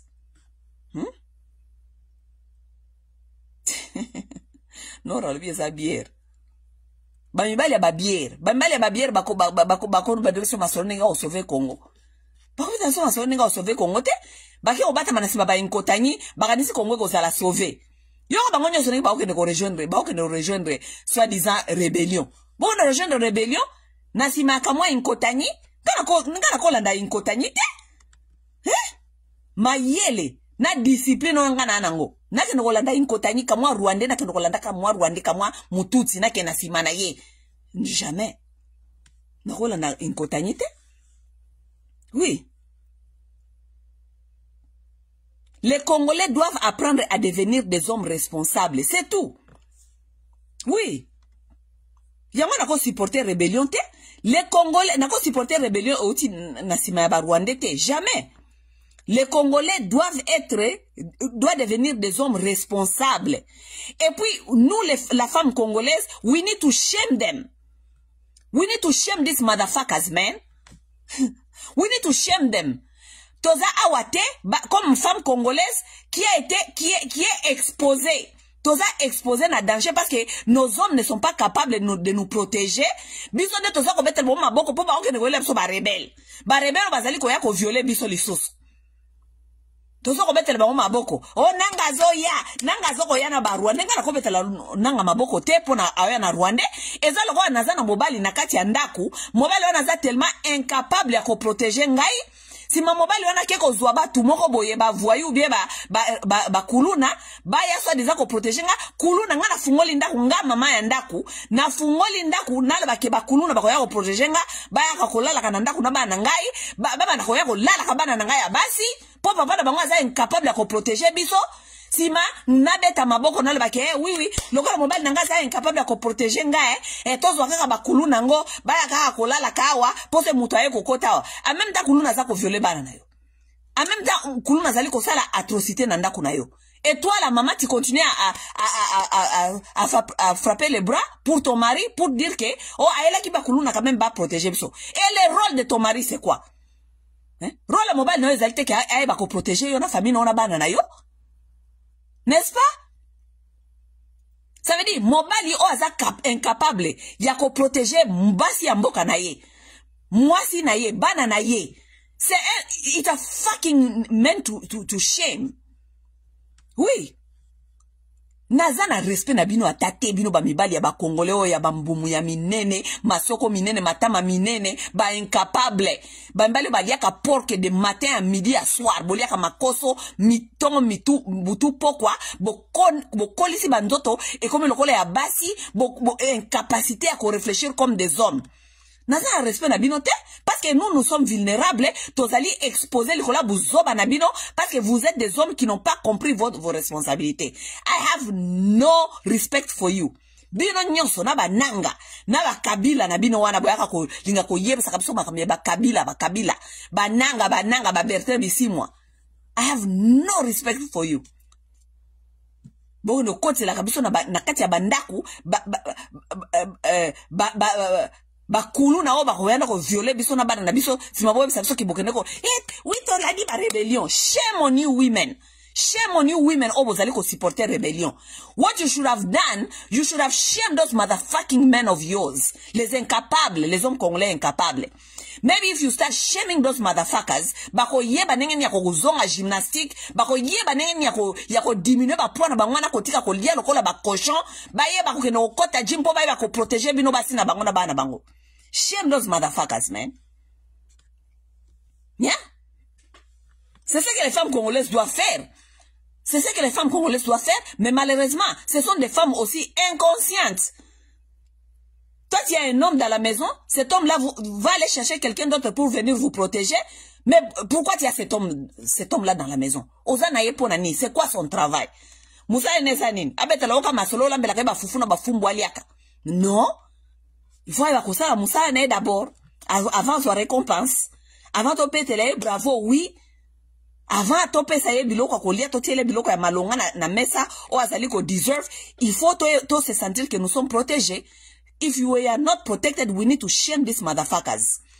Yango wana ngai na lobaka na bino ke mobali o ya zoba ya bizenge o baza ko biso masola ba parti politique awa. Soki mobali ya congolais on a respecta kezali mobali azali na esprit révolutionnaire. Malheureusement pe baza ebelete. C'est seuls les hommes congolais que moi je respecte. Les hommes congolais qui ont des idées révolutionnaires. Ok? Bazana basima bananga, basima ba Tshisekedi, basima ya Bemba, les hommes stupides, incapables. Mibali moko boye musana bango kako betaka ba mibali mususu jalelo. D'abord mi am ashamed. Na mi tuna basi ba congolais vous avez un problème sérieux. Parce que soy ba mibali na bino bozaozo bango bovanozo bango accountable. Ndetozao esika tozalite. Ba mibali ba se comporta bango parce bana basi bazoba na kata bandako na bango. Parce nga mobali nanga ko ya na ndako te aba dobeto nga mikoso masolo ya Bemba. Na obse shut the fuck up, man. Okay? Bemba is shit. You can do better than Bemba. Okay? That's what I'll tell my men. No man is coming in my house. No man is coming in my space. Aba no bete la ngamba masola mobali mususu. Do yo mobali okome umona mobali mususu. Okome umona mobali mususu adanze koleka yo. Shit. Mobali nanga ko bete la masolo teke Bemba adanze. Jamais. Mobali nanga ko bete la masolo teke Tshisekedi adanze. Jamais. Il faut bete la ngamba masolo ke ya adanze koleka Tshisekedi. Et lui il peut faire mieux que Tshisekedi. Voilà. Ok? Tabasi mi bimba basi ya bazoba. Ofa ina mobile azako liaba, opesi pe ba bière. Azako mela ba bière, azako liaba madesu na yo, azako betero ma masolo ya Bemba. Bemba nenge nini bomoni Bemba Bemba zalaka mutu moko boye, famille moko ya bien, ba Bemba bazalaka boye mobile ya zoba, mwasi ya zoba zawo ka mobile ya kizengi. Mwasi ya zoba. Oh moni Tshisekedi oh nenge zali boye Tshisekedi ozoko mobile na zali ko kumisa mobile mususu. Are you fucking joking me? Okay? nakati ndako na biso toyoka ba masolo betla ngama na lia ba masolo ya bem ya Tshisekedi matin midi soir yo za mobali na ngai. Am I supposed to respect you or am I supposed to respect fucking Tshisekedi? Parce que so danger bimi na ndako lelo nana o protéger ngai ou bien Tshisekedi yo ou bien Tshisekedi po betla ngama masolo ya Tshisekedi mi konso na ndako yo. Shut the fuck up then I website. I will not date a fucking loser like that. A lot of you are dating losers. But stupid men. You are dating stupid men. You are married to stupid men. Yango mini bambali na bino tala ba mibali masoko eri mona tala ba mibali ngo bakino sala kune pa ba bemba wane pa ba Tshisekedi etetu natali mobali tala masoko ngabi c'est pourquoi azape na mwasi azoba mwasi pe tala masoko na soki mobali na mwasi bateli mona bakangi photo ozoe batena ni mwasi nani mobali. Stupid people. Chia. Et puis vous serez envahi comme ça, hein? Vous avez des hommes qui sont incapables de vous protéger. Basi ba fandeli wakaka ba masolo. Nani yango pe ayakaka Barwande yango pe ba yakaka, Barwande yango pe ba yakaka, nanga pe yakaka na Barwande. Pourquoi les hommes congolais ne peuvent pas venir seuls? Il faut ba yakoza la compagnie na, baza la compagnie na Barwande. Kinshasa wanenge bofandi wana, vous êtes incapable de côté msambali ya congolais, batele mabasa la révolution populaire. Parce que ezali droit constitutionnel. Oui. Na Kinshasa batu wana nyoso ba Martin Fayulu na ba soi-disant ba opposant wana ba nyoso ba la ba pongi nyoso kuna na Kinshasa. Vous êtes incapable ya kotelema kosa la révolution populaire. Parce que vous savez, mibali, donc les lions endormis, mibali, balion bazanga mino. We need to start shaming these motherfuckers, man. Bambali ba Congolais, we need to start shaming them. Shaming these motherfuckers. Na moni na page na nga oye, na kena nukote, oyoko lukoma buzoba, na kena natali na na page na yo, natali na no physique na yo, natali buzoba, natali biloko o komantaka wana. I'm gonna shame you. I'm gonna shame you. Shut the fuck up. Si mukolo bokoye bako protéger basi na bino, bokoye bako protéger bana na bino, nde mukoto bano pesa bino respect. Okay? Until then, no respect. Masa yo soko loba makambia Tshisekedi okana Tshisekedi. I cannot give Tshisekedi no respect. Mobile azana masoko kolekanga. Tshisekedi na masoko minene wana na libongo minene matame elekie minene tiba mbebo ebungi. Azana he has no goddamn fucking lips. Tshisekedi has no fucking lips. Azana lips telikola kolia. Aebi ko se contrôler te. Un homme qui ne sait pas se contrôler. I can't give that motherfucker no respect. Okay?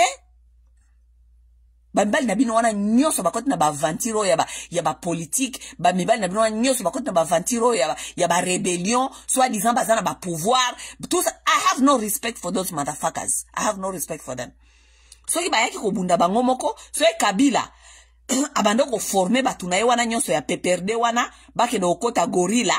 Comme ça lobito mona ba ye ko bunda to boni ba gaso nyoso babande ko yemba ka banzembo wana na ba PPD wana ba ye ba zongi lokola ba soda ba ina ba uniforme ba temi botali bo mobile lobi oui ba soda ba congolais ba ngomo ko ba ye ko ba ko longola oya azana ba tiaki na pouvoir oyo asa ko nyoko la peuple to nyeto ndima to boya kwani to nyeto ndima oui mais musala nzoto bolingite. Discipline bolingite. Mentalité bolingo changer te. Bilobela kaka mwanza. Boke ne okota sport, boke ne okota ba entraînement, boke ne okota, boke ne kosala ba gorilla, boke ne okota rébellion, boke ne repousser ba Rwandais boyebite. You want motherfucking easy life. Loko ba nanga nenge bazeli ko telma na ba Bertrand Bisimwa, tala mabumu na ba Magloire Paluku. Niggas who want shit to be done without making any fucking effort. Tala mabumu. Tala Magloire Paluku libumu. Ezeka mukiba pesa bino babubu ba zambala bo bandola takaka. Tala Bertrand libumu. Tala Makolo X ba ko kameme ko tambola lisusu te. Over my dead body. Ngama sawa na fanda na betre bambali ningwana maboko over my fucking dead body. Over my fucking dead body. na discipline nga naza nango o bango baza nango te nga mwasi na discipline koleka mibali na fanda bona yoka mibali ya ndenge wana over my fucking body over my fucking body I'm telling you bino babasi ba congolaise bo continue koyoka na ko accompagner bazoba na bino wana bozali ko accompagner bo continue ko accompagner Kabila na bino wana ya kizengi bino bata PPRD na isi bino bata PPRD bino bata PPRD soki nazo ko tala bino kaka bonenge bo me bo kanisa te peske bilo na otala bino na otolere bino eloko eti nga na otolere bino bata PPRD bozoko ya osala ba video ezaka ke eloko moko parce que na boy ko ya ko lobela bino tout le temps po ezala lokwa nazali ko salisa bato ya Tshisekedi mais na mon loko bokomi ko exagérer bata PPRD bokomi ko exagérer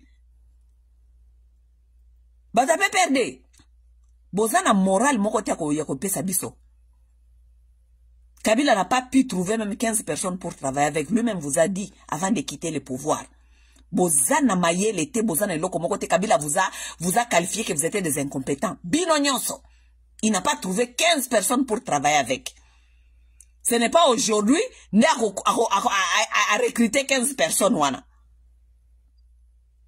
Kabila a recruté 15 personnes, a recruté Bango, a représenté na mission à l'État que lorsque j'ai quitté, je n'ai pas pu trouver 15 personnes, mais Nassine a trouvé Bango. Assez a retrouvé Bango.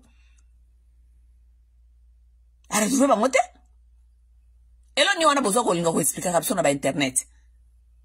Biso va taper perdre, biso va taper perdre, bah tu as débauche. Bah tu as perdre nyonso. Moi si a malonga na kati a perdre azalité, je vous dis. Bah moi si a malonga na kati a perdre azalité.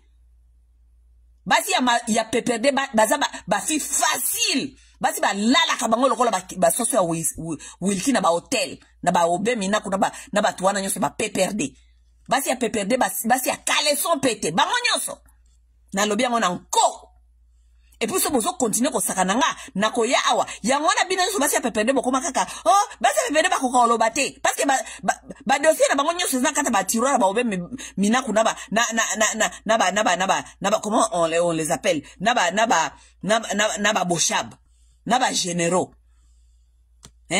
na kanyama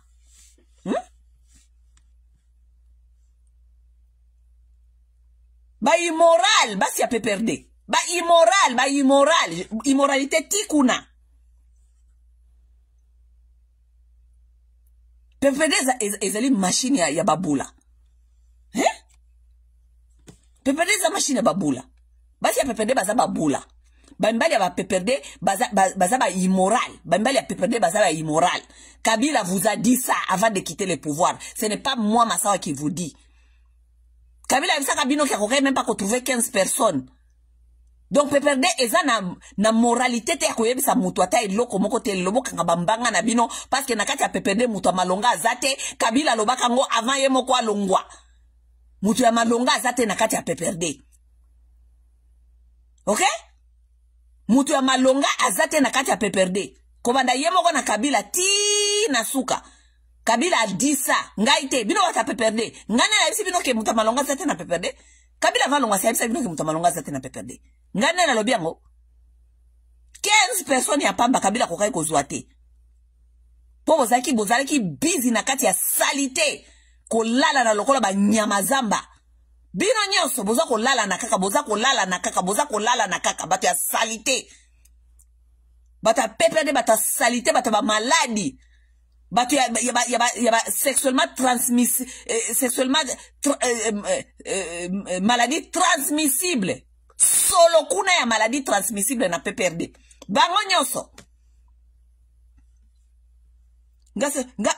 Il faut avoir honte de dire même que vous avez PPRD. Il faut avoir honte même de dire que vous avez PPRD. Il faut avoir honte. Bata maladie sexuellement transmissible. Solo a PPRD kuna nyonso. 90% bata PPRD bazala ba maladie sexuellement transmissible. Salite solo kuna na PPRD bango nyonso yoka bango ne bakufa kalokwa bazoba bibembe koto kutra bibembe bango nyonso oh poison te bata maladie sexuellement transmissible tant Kabila za ko sala bango ba ofa na kata ba hotel baza ko lala na lokola ba nyama zamba bata PPRD binot lorsque Kabila a travaillé, vous étiez où? Kabila amona ke bino bozaba nyamazamba akoke makabona bino te yango akende ko tongana ye akende ko tongana ye nani comment ça s'appelle akende ko tongana ye soki kingakati afanda kuna akoma na ye roi des animaux parce que amona ke bino vomi afanda na ba lion ke ko fanda na bino bata PPD parce que bino bata PPD boza ki pire que banyamazamba. Pour tout ce que vous êtes en train de faire, c'est coucher entre vous. Bata ba maladie sexuellement transmissible. Bino bata PPD. Oh, fulani ya kufi, ezaki poison. Oh, fulani ya kufi, ezaki poison. Bata maladie sexuellement transmissible. Bolibo zonge la biso suku na tete ya mboka lisusu, na bozoba na bino na boya ko infecter mboka bobimba lisusu na maladie transmissible na bino wana. Ba immoral.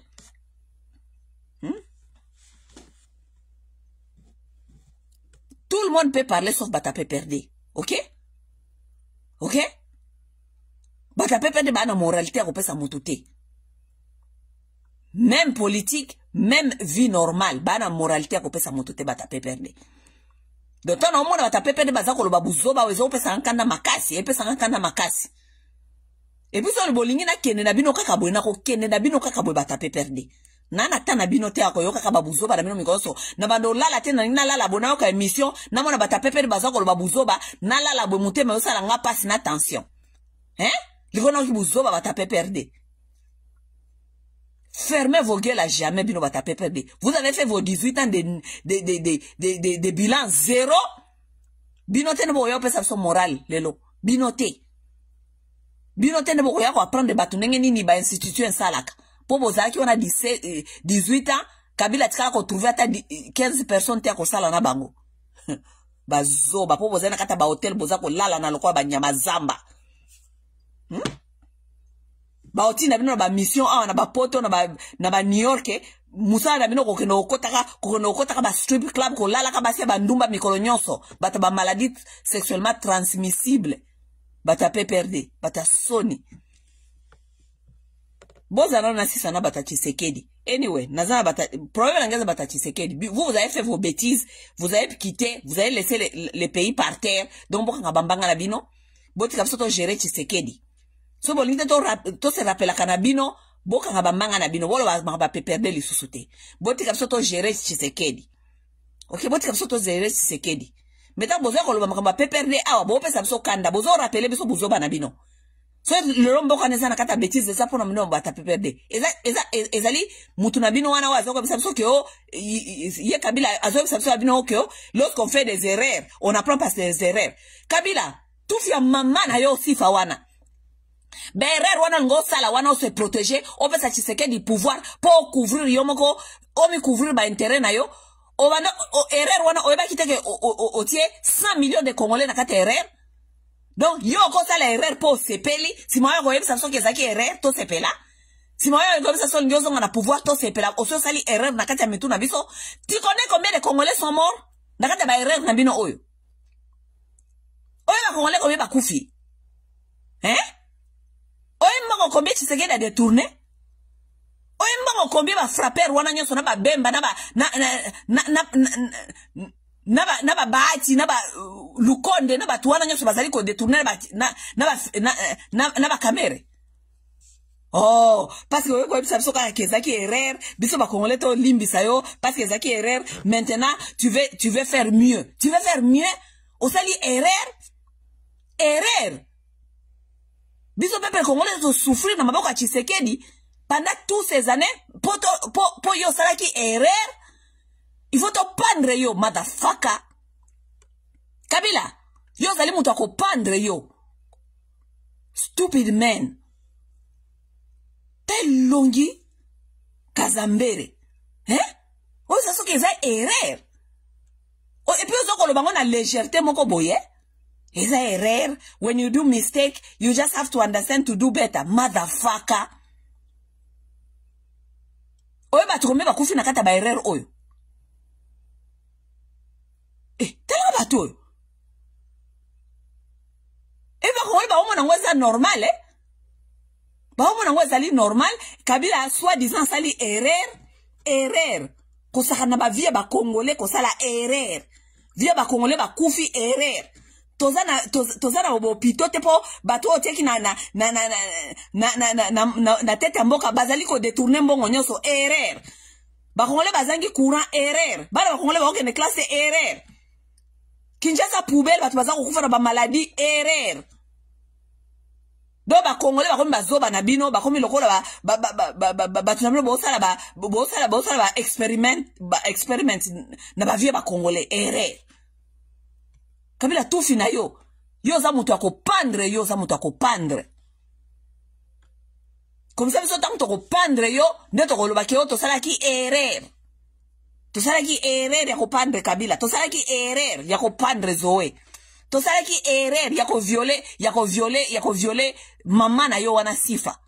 Tosalaki erreur ya ko violer mwana na yo wana Sifa. Tosalaki erreur ya ko violer sœur na yo Janet. Ezaki kaka erreur. Kabila libisa bisa ezaki kaka erreur. Ezaki kaka erreur. Tufia mama na yo wana Sifa Kazambere yo.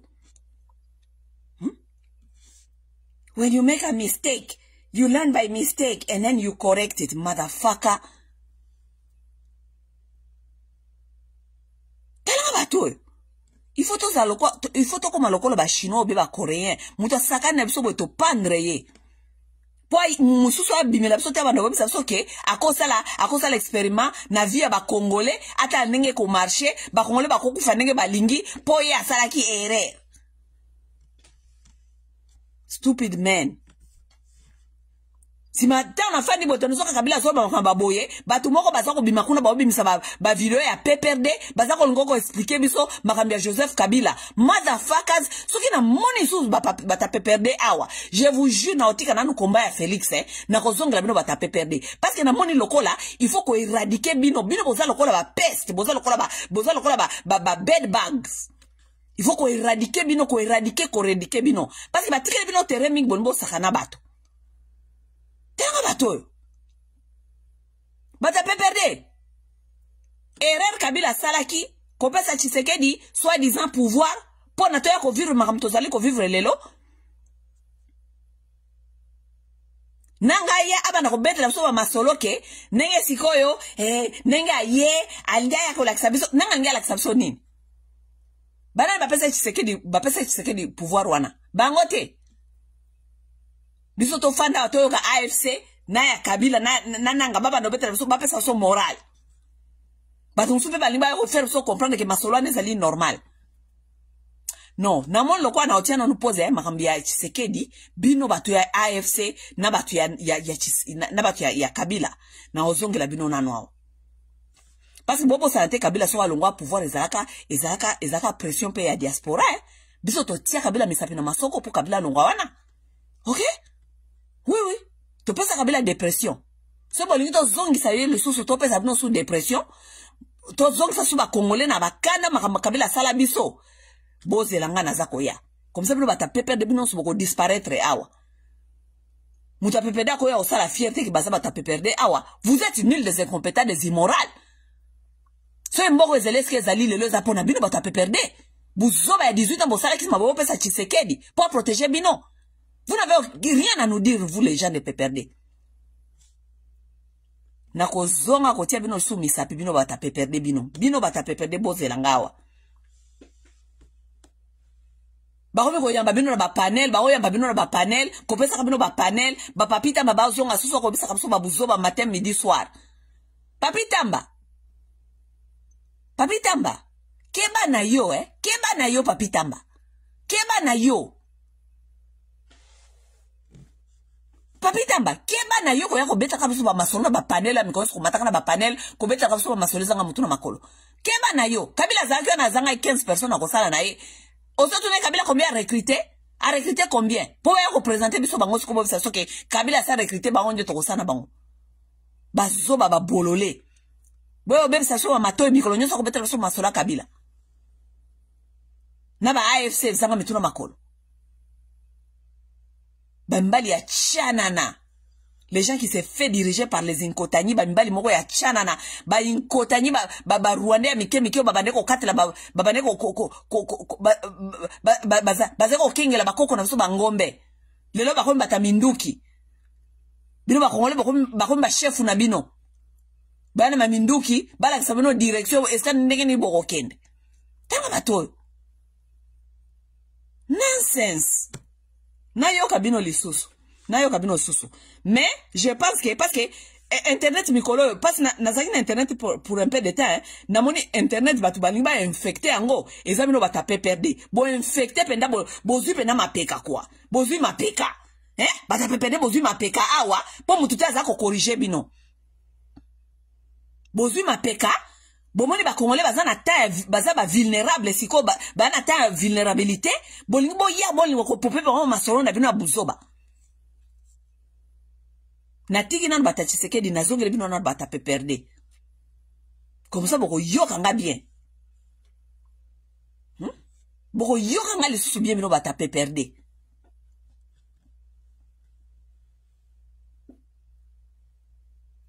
à bon attendeur salut ok à bon attendeur salut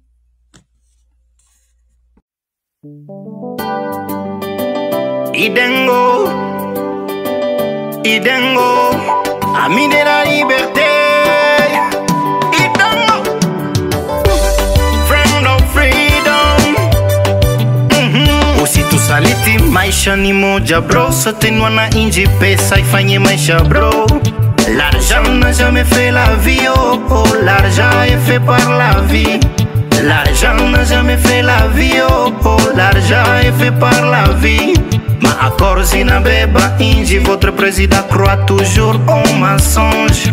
Wana inji tunamfunga nanda de prison construite par les étrangers. Ma accord zinabeba inji, votre président croit toujours au mensonge. Wana inji tunamfunga nanda de prison construite par les étrangers. Toza ba yuma oh yuma oh yuma oh yuma. Toza ba yuma oh yuma oh yuma oh yuma. Président Zoba Zoba oh Zoba oh Zoba. Population yuma yuma oh yuma oh yuma. Président Zoba Zoba oh Zoba oh Zoba. Population yuma yuma oh yuma oh yuma.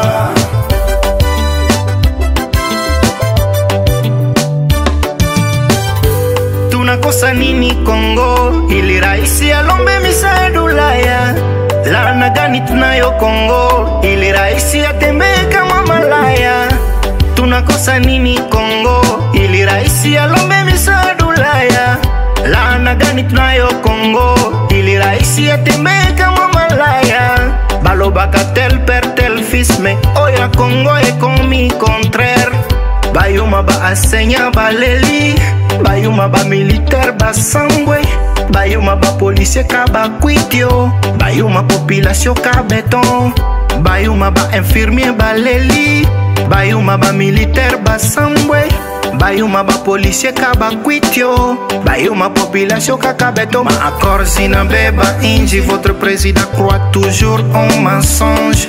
Wana inji tunafunga nada de prison construite par les étrangers. Ma accord zinabeba inji, votre président croit toujours en mensonge. Wana inji tunafunga nada de prison construite par les étrangers. Toza ba yuma oh yuma oh yuma oh yuma. Toza ba yuma oh yuma oh yuma oh yuma. Président Zoba Zoba oh Zoba oh Zoba. Population yuma yuma oh yuma oh yuma. Président Zoba Zoba oh Zoba oh Zoba. Population yuma yuma oh yuma oh yuma. Yuma shanjaka mezoba tikala kaka Zoba elobama na bakompo freedom.